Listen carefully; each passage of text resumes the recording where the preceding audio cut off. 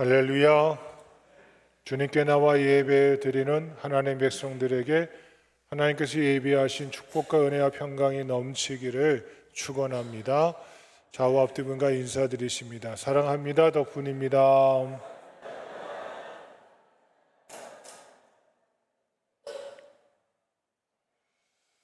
한번 따라 하시겠습니다. 예수 믿는 도. 오늘 사도 바울이 벨릭스와 그의 부인 두루실라 앞에서 그리스도 예수 믿는 도를 전하고 있습니다. 예수 믿는 도. 오늘 본문에 등장하는 벨릭스와 두루실라는 완전히 믿음 생활에 실패한 모델로 성경에 등장하고 있습니다. 여러분, 사도 바울만큼 복음에 대해서, 믿는 자의 삶에 대해서 증거한 사람이 누가 있겠습니까? 구약 성경은 하나님의 말씀과 율법이 기록되어져 있지만 신약 성경에 와서 복음이 무엇인지, 예수님이 어떤 삶을 사셨고 그분이 어떤 말씀을 하셨는가가 기록되어 있는 것이 복음서라면 그 예수님이 하신 역사가 무엇이고 그 일이 우리에게 어떤 영향을 주고 예수 믿는 자가 어떻게 살아야 할 것인가를 분명히 증거한 사람은 누구예요? 물론 하나님이 하셨지만 사도 바울이에요. 저는 바울의 서신을 읽으면서 은혜도 받고 눈물도 흘리고 감동도 받고 그 말씀이 내 마음에 신비에 새겨져서 은혜 받은 구절이 한두 구절이 아님을 여러분도 동감하실 것입니다. 근데 여러분, 그 바울이요 2년 동안 벨릭스와 두루실라에게 복음을 전해줘요. 그런데 벨릭스와 두루실라가 사도 바울의 설교를 듣고도요 예수 안 믿어요. 어찌 이런 일이 일어날까요? 그렇죠? 우리에게 복음과 은혜를 증거해 줬던 그 사도 바울이 2년이란 기간 동안 그들 앞에서 예수 그리스도의 도를 증거해 줘요. 그들은 철저히 실패하고 말았습니다. 이 실패를 뒤집으면 뭐가 돼요?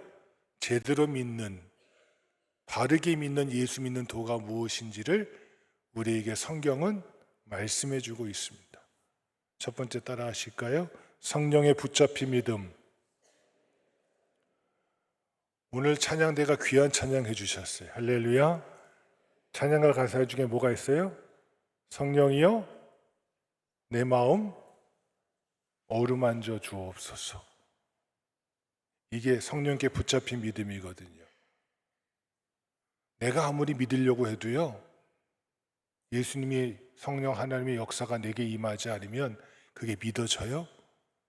안 믿어져요. 그러니까 믿음도요 내가 갖는 게 아니에요. 예수 믿는 도는요 우리가 찬양했잖아요. 모든 것이 다 하나님의 무엇이로다? 은혜로다. 이 은혜가 뭐예요? 성령 하나님이 내게 오셔서 내 마음을 만지시고 깨닫게 하시고 돌이키게 하시는 은혜가 내게 임해야지만 주님이 모아지는 거예요? 믿어지는 거예요. 그러니까 다른 종교는 내가 뭘 해서 어디에 이르는 거지만 기독교는 아니에요.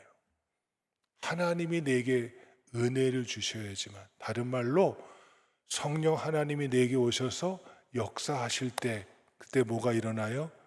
믿음이 일어나고 은혜가 일어나고 정말 하나님의 크신 은총이 내게 부음받아지는 그 은혜를 깨닫게 되어지는 그 믿음, 이게 바로 성령 하나님께 붙잡힌 믿음이 예수 믿는 도의 핵심이에요. 주님이 증거하셔도요 예수님이 공생애를 사셔서도 수많은 사람을 만났지만 성령이 임하신 자는 다 뭐예요? 예수를 믿어요. 쉽게 말하면 그거예요. 여러분, 베드로가 예수님을 처음 만났을 때 물고기 잡아서 그가 놀라서 변화됐을까요? 아니요. 물고기를 잡기 전 그가 배에서 군중들을 향하여 말씀한 주의 말씀을 가장 옆에서 듣잖아요. 그 말씀을 듣고 기적을 체험했더니 성령께서 그에게 임하셔서 자기가 무엇임을 깨닫게 해요. 그가 고백하잖아요. 주여 나를 떠나소서. 제가 무엇입니다? 죄인입니다. 거룩하신 하나님, 어떻게 나 같은 죄인과 함께 어울릴 수 있으시겠습니까? 이게 성령께서 임한 자의 고백이에요. 그가 주는 그리스도시요 살아계신 하나님의 아들이십니다 고백할 때도 주님이 말씀하셔요.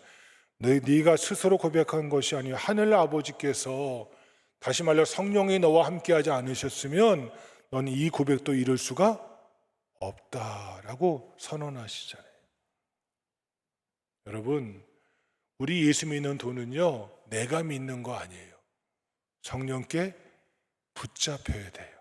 성령이 내 안에 역사하실 때 그 은혜가 부음받아지고 깨닫게 되어지고 돌이키는 성령 하나님께 이끌리는 성도가 오늘 이 아침에 예배하는 우리 모두이기를 주의 이름으로 축원합니다. 그래서 예수님을 바르게 믿고 제대로 믿으려면 그 믿음은 성령 하나님께 붙잡힌 믿음이어야 합니다.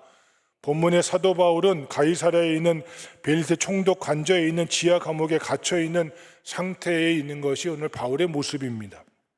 바울이 세 번의 전도 여행을 마치고 예루살렘에 올라갔다가 그만 그 신라를 빌미 삼아서 유대인들이 바울을 잡아가지고 찢어 죽이려고 하잖아요.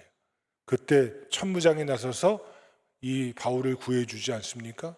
구해주고 그가 올바른 판단을 받기 위해서, 그 당시에 유대의 총독이 살던 곳은 예루살렘이 아니고 저 가이사랴였거든요. 그러니까 가이사랴에 있는 로마 총독이었던 이 벨릭스에게 보내지게 된 것입니다. 그래서 바울의 만남을 갖게 된 이 벨릭스와 드루실라는 정말로 얼마나 좋은 기회를 갖게 된 것이 아니고 무엇이었겠습니까? 그런데 바울이 전한 이 복음을 직접 들을 수 있는 이 천재 일류의 기회를 가져 놓고도 그만 그들은 이 믿음을 떠나버리고 맙니다. 사도 바울이 그들에게 복음을 전합니다. 그리스도 예수 믿는 도를 증거해 주면서 그들의 잘못을 지적해 줍니다. 그것이 다 함께 25절에 나오는 바울이 의와 절제와 장차 오는 심판을 강론하니 벨릭스와 그의 아내가 두려워 떱니다. 이게 무슨 말일까요? 벨릭스는 유대 총독이었고요, 그 근처에 있던 사마리아에 여러분 나이든 왕이 있었습니다. 근데 이 드루실라는 여러분 잘 아시는 사도 야고보, 사도행전에 제일 처음 순교를 당했던 12제자 중에 한 명이었던 그 야고보를 목베어 죽임을 당하게 한 왕이 헤롯 아그리파 1세입니다. 분봉왕. 그의 딸이에요. 근데 그가 18살에 사마리아의 왕이었던 왕에게 시집을 갑니다. 근데 그 왕의 나이가 80세예요. 생각해 보세요. 80세와 18살 된 절대 젊은 여자아이가 결혼을 했습니다.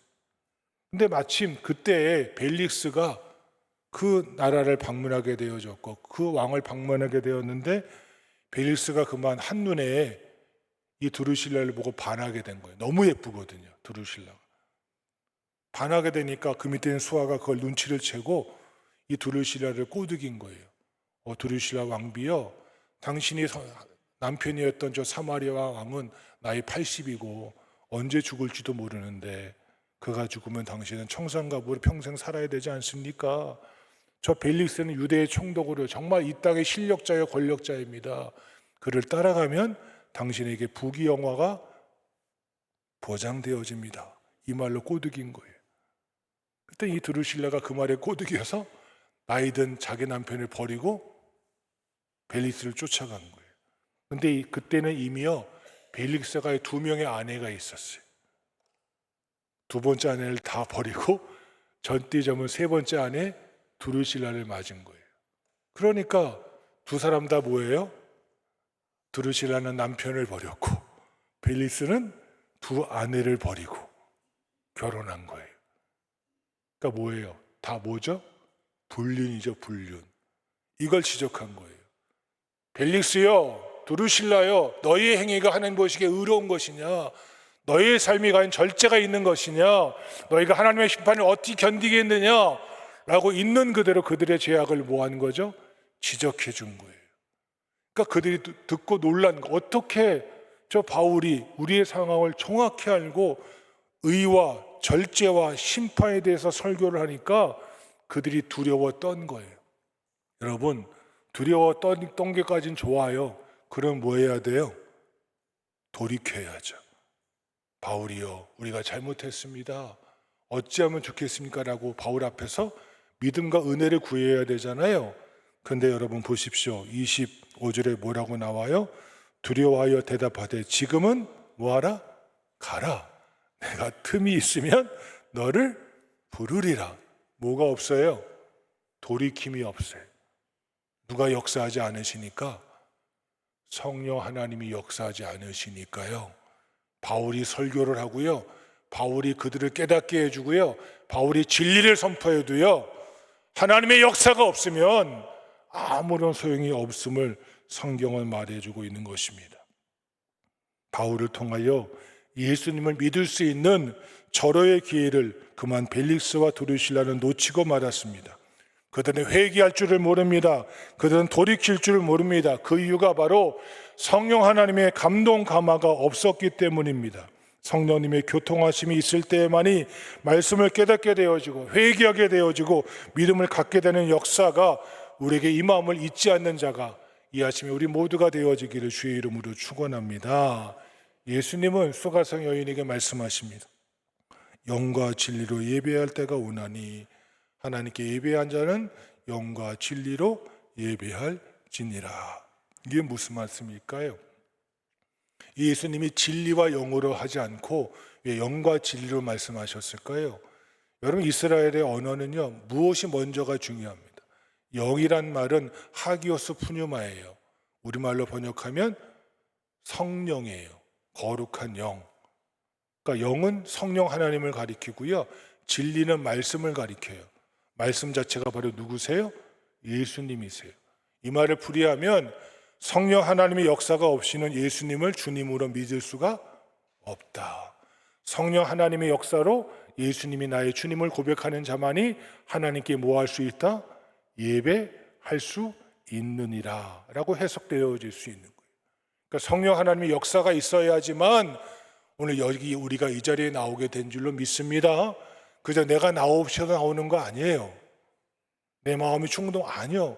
성령 하나님 내 마음을 돌이키시고 깨닫게 하시고 주의 전을 사모하는 열심을 주셔서 오늘도 하나님을 예배하며 하나님의 기쁨 되어지며 하나님의 자랑스러운 믿음의 길을 걷게 된 것입니다. 성령 하나님의 역사가 하지 않으면 그 말씀이 귀에 들어오지도 않고 가슴에 부딪히지도 않고 뜨거움이 없는 사람으로 전락할 수밖에 없는 것이 성경의 말씀입니다. 오늘 벨리스가 그랬습니다. 두루실라가 그랬습니다.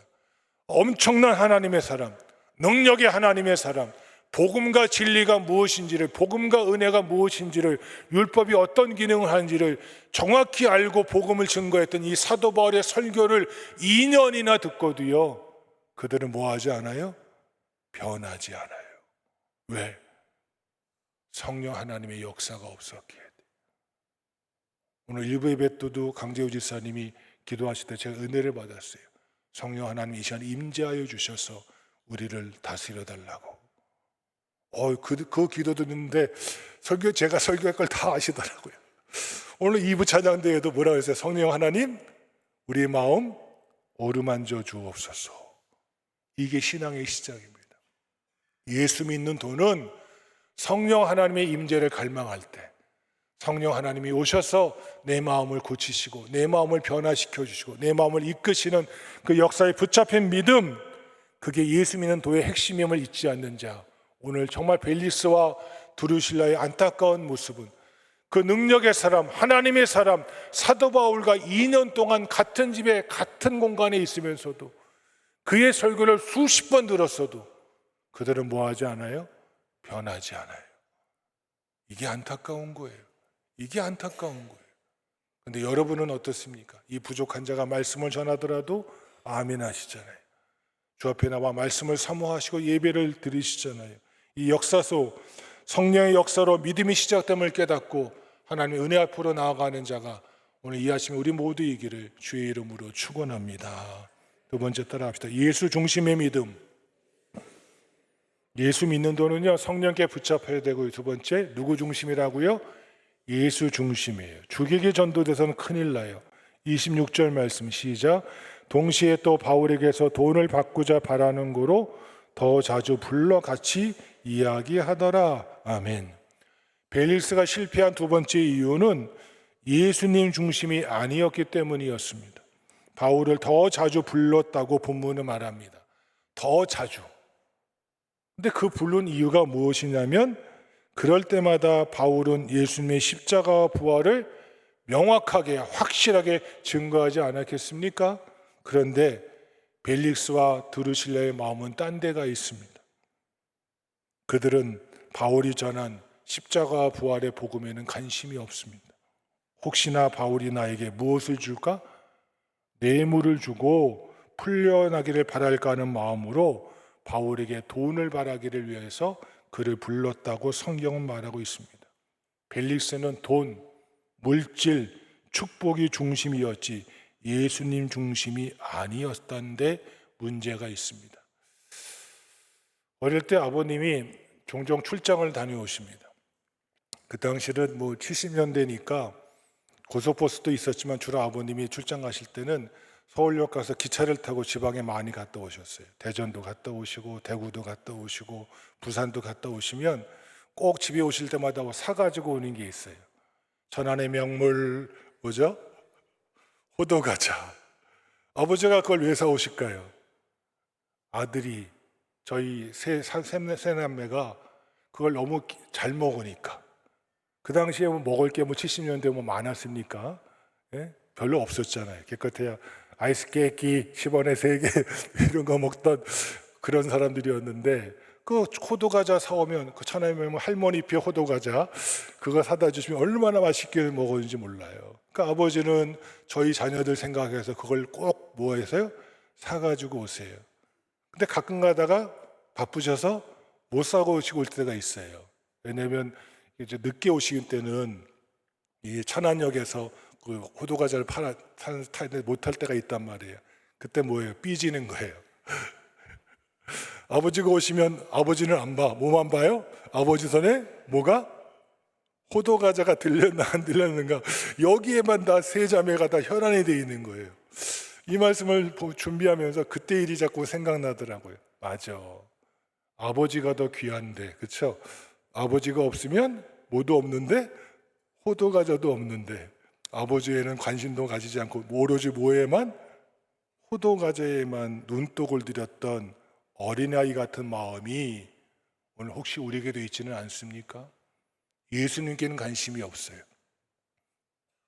오로지 돈, 물질, 축복, 내가 원하는 것 거기에만 관심이 있기에 그들은요 바울이 앞에 있어도 바울이 엄청나게 복음을 자주 불렀으니까 얼마나 힘있게 능력있게 확실하게 복음을 증거하지 않았겠습니까? 그런데 그들은 예수님 중심이 아니었습니다. 오로지 돈이요, 물질이요, 권력이요, 명예가 중심이었습니다. 그 믿음은 실패할 수밖에 없었습니다. 예수님이 함께 하시면 축복은 따라오는 것이고 예수님이 떠나가시면 축복도 뭐하는 것인데 떠나가는 것인데 예수 아닌 믿음이 예수 중심이 없었기에 그들의 믿음은 실패하고 말았습니다. 예수 중심, 이것이 믿는 자의 도임을 잊지 않는 자, 우리 모두이기를 주의 이름으로 축원합니다. 세 번째 따라합시다. 하나님 본위의 믿음.